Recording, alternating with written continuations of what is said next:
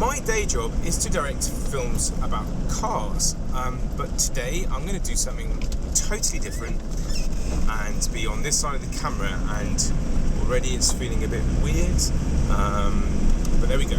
So the reason I'm doing it is because for a while now I've been talking to a friend of mine in Australia called Scott, and we have decided that we should find a very old Land Rover, we should do it up, and then I should ship it out to him in Australia for him to sell, and hopefully we might even make a bit of money doing it. So today is the day that I put my money where my mouth is. I'm going to go and look at an old Land Rover, and I'm going to film the whole process, hopefully, in 360, so you can look all around, so there'll be nowhere to hide. Can't hide behind GVs and cutaways and second takes like we normally do in telly. This is just going to be, it is what it is. It's going to be how you see it. Already I wish I'd been able to cut that a bit out and use a cutaway, but I can't because it's 360. The person I'm going to see is a guy called Will Trickett. We worked together a load of times. I mean, Will, he is an absolute craftsman. He knows everything about everything to do with cars, and especially Land Rovers. He lives and breathes Land Rovers. And I happen to know that he's nearing the end of the restoration of a 1958 Land Rover in that colour, that very colour right there, that pastel green colour. It's a Series 2, so a very rare car, very, very rare, and very beautiful. And I know that if Will is doing it up, it will be to the very, very highest standard. My only hope is that I've got him at a point in the restoration where we can start to add a few design details that we would like to see on the car, to make it perfect for the Australian market, and that way hopefully there should be a bit of money in it for us both. So I'm going to go and see this car, put my money where my mouth is. If I like the car, I'm going to buy it. So Will, here we go. This is it, a 58 Series 2 you've been working on. It looks absolutely fantastic. Thank you very much. Well, I put a lot of effort into it. It really was a basket case when I got stuck into it. But I've had the opportunity to, supply a lot of new parts, including brand new galvanised chassis. I've managed to reuse a lot of the parts. You've done the as chassis, well. have you? Yeah. Yeah, which is really good, because I mean nowadays, the biggest problem with Land Rovers has always been that thing where they're great vehicles, but they last such a long time. Eventually some bits got to go. Yeah. And the chassis is always the weakest link. That's in the bulkhead.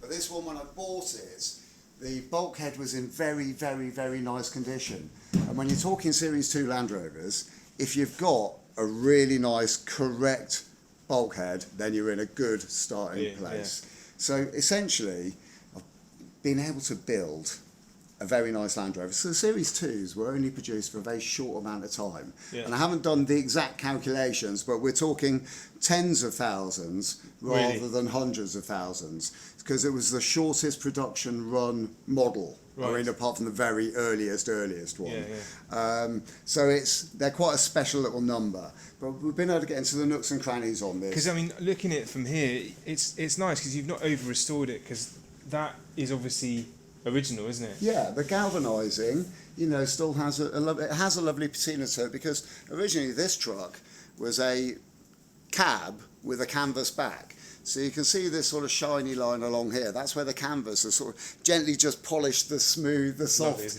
galvanising up over the years. I love the simplicity of the dashboard in these. It's all metal. You don't want to have a crash in one, because you'd have metal too. Yeah, you would. Yeah, certainly have a correct implant. But it's just it's so nice. It's so simple, and it doesn't doesn't have very many sort of airs and graces. But with that, over time. But I mean, it's the simplicity that makes it so pretty, isn't it? Like, this colour is perfect for it. That's everything you need. You don't need a huge, great flat screen computer there. You've got the windscreen down. Yeah. Your surfboard in the back, whatever. and that's all you need. Yeah, it's beautiful simplicity. Apart from maybe like a little USB thing for my phone. Yes, can you could do one of those, and I bet you're going to want an amplifier and a sound I am system definitely going to want an too. amplifier and a sound Nice system. cloth seats. Well, you know, I've been thinking about that because we spoke about cloth seats, didn't we? But I reckon we still go leather, tan leather, to go with the hood. We're going to do tan hood, right? Okay, yes, yeah. I mean, leather's got that issue about it, like PVC. I mean, leather's not as bad as PVC. With if you haven't got the hood up, or if it is just a stinking hot day with the hood up, you don't want to be sitting on black PVC seats. You don't want to be sitting on black leather seats because you will literally get blisters on your bum. And and nobody wants that. No, it's no fun. It's no fun. But the colour. Do you know, this is historically in Land Rovers, this colour has always been the least popular colour. Is that right? People buying second-hand Land Rovers, if they buy one of these, all their mates go, oh, I can't believe it's that colour. But now, suddenly, in the last, 18 months, 2 years? It's the coolest colour anyway, ever. Yeah, it really is. It's everyone's just really sort of changed their tune on the whole thing, and they can't get enough of it. Ridiculous, isn't it? I love it. I just think, and the cream wheels, I sets it off. Well, that would have been standard for this. So they would have come in that colour combo, they would have done. It was the very early series ones where the wheels matched the car. Yeah. And, you know, I think possibly on some of the Series 2s, you know, I've seen a few around that do have wheels matching, body colour, but I you know, and please don't take me to task on this. No. I'm pretty certain that it was on the 2s where they started going cream wheels on everything. It's very 50s to have that cream wheel, isn't it? I mean, personally for me, for the build on this one, and I know, again, we've spoken about it, but I think tan hood, I think we do tan leather. Yeah. And if you're going to burn your bum, you're only going to do it once. Yes. I personally think we do black rims, big chunky tyres. Well, okay. So want it down, but we're slightly modernising something, but there is no issue with that. The most iconic Land Rover that is in existence is called Huey, and it's at the British Motor Museum. Yeah. The British Motor Museum restored that car. Yeah. And do you know what they did? They painted it the wrong colour. Really? They painted it this colour. Was it not originally that colour? No, it wasn't. Brilliant. It would have been originally deep bronze green. Really? And just to prove that you don't have to be a tyre-kicking rivet counter to restore a Land Rover, you can do what you want. Yeah. So black wheels, fine. Yeah. Tan leather interior, fine. Yeah. Cloth interior. The hood, that tan canvas, it is a really good look with it, with this colour. It's beautiful, isn't it? Yeah. Spare wheel. I know. What are the options? Well, there's 4 options in total. 2 of the options are standard. Yeah. And that's bonnet mounted. Which looks cool. Yes, it does. But if we're going to go for slightly oversized tyres, folding the windscreen down onto those becomes very difficult. Tricky. So we're looking at the back then. So, option number 2 is the other standard option. On the rear of this bulkhead here, there's a bracket that bolts on, and a spare wheel bolts onto that. Yeah. Sits in this area here, comes up to about this height. For me, I think the cleanliness of that line there would be spoilt by a spare wheel, because we're going to swap to a lower seat, right? Yes. Yeah. That's so you can sit in there and yes, when I'm wiring up the dashboards, nice to sit on a seat. It really is. Otherwise, you're sat on the hard metal, scratching it with all the spanners I've got sticking out of my pockets. So I've got some seats in. We're going to rule out the bonnet. Yeah. I think I don't like that. I do like it, and I get it, but I think because we'll probably never even put the roof on this. Yeah. Because it's going into sunnier places. Let's keep that line. So option number 3 gets ruled out by exactly the same vote. And option number 3 is to use a long wheelbase from a Series 2 mount, where you've got a recess in the seat here. Yeah. The wheel sits in that a little bit and gets attached to the side here, and wheel sits up here. Yeah. Now, it looks pretty cool. But I think on a long wheelbase, you can get away with it. You can. Short wheelbase. You lose the seats, and you're going up above that line. Yeah. So here it looks fantastic at the back. What are these? I know what they are. I think they're actually called dumb irons. No. And I don't know why they're called dumb irons, but I think it's when you reverse into things, it doesn't smash your body up so much. So put two and two together. Yeah. now, looking at these, that indicates to me that we've got a fold down. Have we not an opening? We have. Because I was thinking that a bracket on the back, but could we do that if we've got fold down? We can. Yeah. Okay. So this comes under the same heading as our slightly modified bits of Land Rover. Yeah. Because I'm not a river counter, Yeah. I'm happy to go with that because it looks cool and modern. Yeah. So we keep the standard fold down tailgate. Which is cool because if you're going to the beach, you want to put on your wet Sit shoes on or something, whatever. put Yeah. your barbecue on Put it. barbecue on get it. On there, yeah. Can we Gives- get a gives you barbecue a in the same chef. colour? A what? Barbecue in the same colour.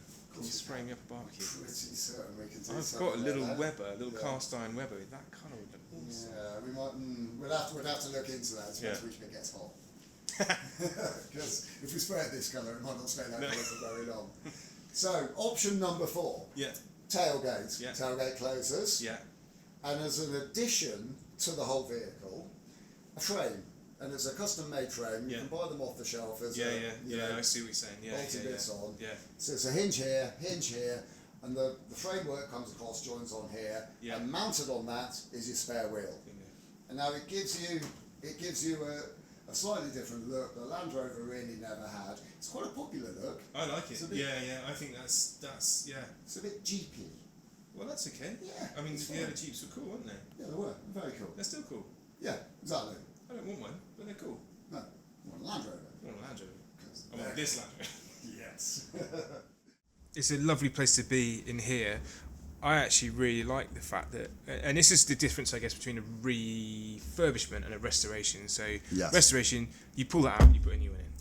Yeah, or you do but- your level best to make that look like brand new. Yeah. But I'm not going to that level of detail because, you know, after all, this is a 1958 vehicle. It Yeah. will have some knocks, it will have some scars. And, you know, these clocks, they work very well, they do everything they're supposed to, plus they tell a bit of their history as we go. What is the history of this car? Where did you get it?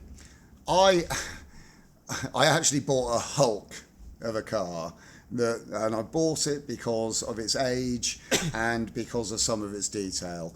It had the correct bulkhead in it. Yeah. These bulkheads are incredibly rare, and if you can get one, you just buy it. And Right, luckily yeah. enough, this one came with enough of a vehicle Yeah. that I feel like I can class that as a vehicle that can be rebuilt. Yeah. So it's not just Yeah, a couple yeah. of panels and And a a chassis number plate. plate. Yeah. No, it's got enough there to make it real. So it happened to have, you know, the right engine with it at the time, which I don't actually have with me at the moment. So this isn't the right engine? well, it's not, well, okay. it's the right sort of engine, Okay. but it's the year. The engines are numbered. Okay. So this is a later model engine. Yeah. Essentially, it is the same engine, made Yeah. from the same place and the same patterns, the Yeah. same Yeah, bits. But it's just the number on us all show that this engine is 20 years. But I think it's okay, isn't it? You know, we're not on this build. We're not going for matching numbers, factory line perfect. We want it to be. I'm more about the aesthetic. I want it to look very, very cool, and it does already, Yeah. and work really, really well. And that's why I know with you, if you tell me that engine is mint, Yeah. I know it is, and so that's why I'm happy that okay, that's not the engine that this car came off the factory with, but I'm happy with that. I'm not bothered. It's the right sort of engine, it's the right size, everything's the same as the original one that would have been in this car.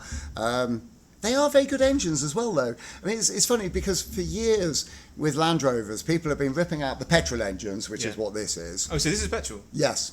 And they've been chucking in diesel engines because that's what everybody over the Yeah. years has wanted, because Yeah. the petrol engine does 16 to the gallon. Yeah.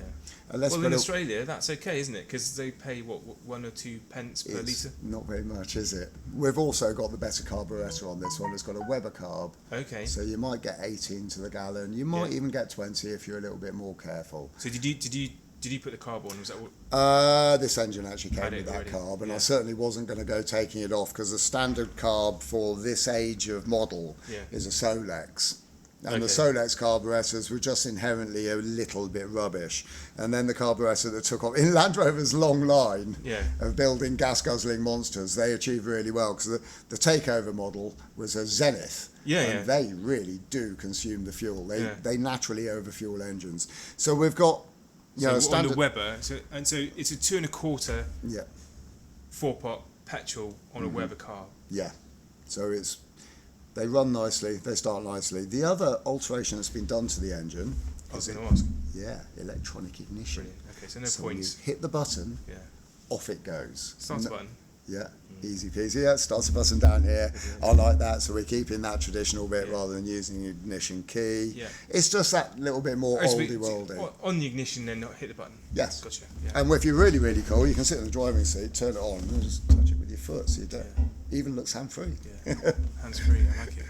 But totally standard after that. So we're going 2 1/4 petrol engine, 4-speed manual transmission, which is the run-of-the-mill gearbox that did pretty much everything Land Rover's ever wanted. There were a few modifications to them over the years, but essentially...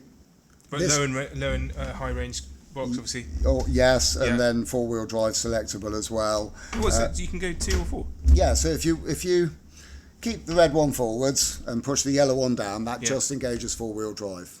Okay. So you're high ratio 4-wheel drive. Right. If you want low ratio 4-wheel drive, or you want to take it out of high ratio, you pull the high-low ratio back. That will disengage this yellow lever. But this one right here? Yes, this one right here. But it will still keep the gearbox locked in four-wheel drive. So it's a permanent 4-wheel drive? No. Land Rover's driven on tarmac in 2-wheel drive. Gotcha. Because there's no central differential in the transmission. Yeah, okay. And if there isn't, then you will scuff out your tyres and you won't be able to get around corners very well. Manoeuvring in car parks would be very difficult. Right, okay. So we'll be driving it in 2-wheel drive most of the time, which is probably better for petrol consumption anyway. It is, less drag on everything. Okay. Yeah. And then when we're stuck or playing or on the beach, want to get stuck, then 4-wheel drive. Bang into 4-wheel drive. Brilliant. I love it. Obviously, at the moment, we can see straight through down into the transmission, and that's lovely. I can see that you've cleaned it up, and it looks mint. Yeah. We're not going to have a hole. We're not going to have a hole, are we? It's not going to be a Barney Rubble car. No. What are we going to do in here? Do you know? So Land Rovers generally have a centre seat. So you've got is that a rail for a centre seat there? The runners are there, right there. But when you've got a centre seat there, it's just a seat, which most of the time, 90% of the time, you never use. No. So it just becomes a pain in the neck. And then, when you do sit somebody in there, it's even more of a pain in the neck. Because you imagine, you and me, sat here. I'm imagining it. Along, I'm not imagining it, I'm doing it. Right, we're taking out quite a lot of room, aren't we, already? And we're not big guys. And then you put somebody else in the middle, and their legs are here, and they're all here, and it's like, all of a sudden, you're really, really cramped. So, really friendly. Ditch the seat. Ditch the seat, agreed.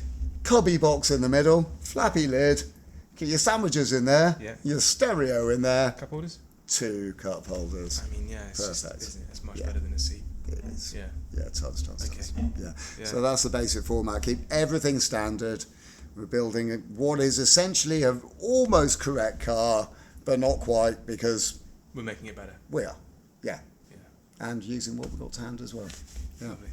So this should be a nice little car. Other things to modify it. You can get an acoustic kit to cover the transmission tunnel and the seats. I think we'll put some mats down in here, keep the noise level down a little bit. Mats would be good. Yeah. Are you gonna sound deaden it at all, or? Not really. No. I might put some. By the time the hood's off, I mean, you can't sound deaden that, can you? No, you can't. But so if you're driving a Land Rover that's got a tin roof, well, when I say tin, aluminium. It's like your own little echo chamber. Right. They're really noisy. Yeah. The moment you take that off and put a canvas top on, Land Rovers are a lot quieter. Okay. So, it does make a huge difference. So, canvas top would be really nice. Stereo-wise, I guess if it's going to Australia, which I think it might, they're probably going to listen to the Beach Boys or something, aren't they? Because they're surfing. I would hope so. I would hope so too. So they're going to need a stereo. Yeah. So... No. Yes. Yeah. Okay. Bury it in the cubby box. Love it. Hide some speakers somewhere. If you can't, maybe we can get a unit that's complete compact unit which will all fit in the cubby box. Yeah. And it's a nice modern, up-to-date, digital, Bluetooth driven. Yeah, yeah. Maybe DAB radio in it as well. Well, I guess if it's driven by your phone, you could have all of the radio, DAB radio, run through that. Of course, yeah, perfect sense. You're the one that's more technical than me, so I rely on you for that sort of. Thousands wouldn't. Tech. I've seen a lot of the really nice looking Land Rovers have that Marshall speaker in there. Yeah. And I'm going to look into if we can do that. Yeah. I know it's just ripping off someone else's idea, but I'm cool with that because it looks really good. Well, let's go down that road, do a bit of investigative type work. Yeah. And if it's going to work for us, it'll work. We'll do it. It'll be a cool thing. All right, mate. Deal. Do it. Yeah. So I left Will's about half an hour ago, and I am over the moon with what I've just seen. I knew that if Trickett was doing it, it would be perfect, and it is. There's a long way to go, don't get me wrong. All of the finishing touches need to be done, but that's a good thing because it means he's not going over old ground when we change things that he wants to do. It's the perfect colour, it's the perfect spec. I can see it now with the windscreen down, cruising down the beaches in Sydney, surfers, surfboards in the back. It's going to look amazing. Scott is going to love that. So pretty chuffed. You guys need to do two things. You need to firstly subscribe if you are remotely interested in whether we can turn a profit on an old Land Rover. And secondly, if you don't have them already, go and buy some VR goggles, because watching this in full 360 will be far better than just on your screen.